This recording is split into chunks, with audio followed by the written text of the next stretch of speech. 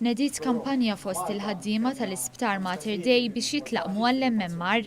Id-deputat Prim Ministru għas-Saħħa Chris Fearne qal li din l-inizjattiva ittieħdet kif fl-Ewropa, partikolarment fil-pajjiżi tal-Lvant, bħalissa hemm ħafna każijiet ta' ħosba. U qal li fil-waqt li fl-2016 fl-Ewropa kien hemm aktar minn 5,000 każ ta' ħosba, din is-sena f'6 xhur kien hemm aktar minn 40,000 każ, fosthom 6 f'Malta.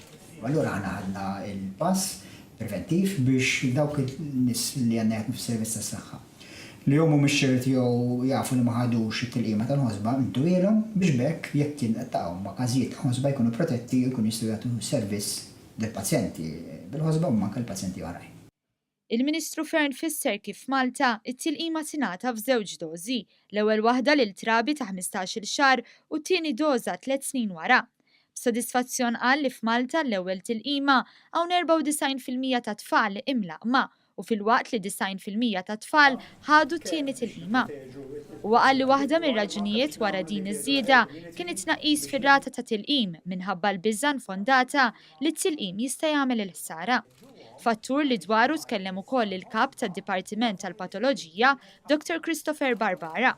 Però wkoll il-pubbliku in ġenerali, għax daw jistgħu jitħalltu miegħek fil-wienet, karozzi tal-linja, eċetera, illi jieħdu t-tilqim ukoll.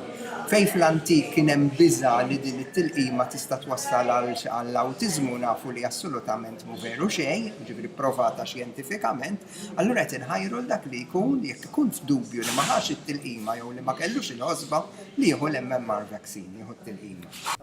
Intant il-Ministru awgura lil 100 infermiera ġodda li bdew jaħdmu fl-isptar u li jingħaqdu mal-140 li bdew b'din il-vokazzjoni diġà din is-sena. Temm jgħid li l-ħsibu li sal-aħħar tas-sena jiddaħħlu mal-200 infermier ġdid.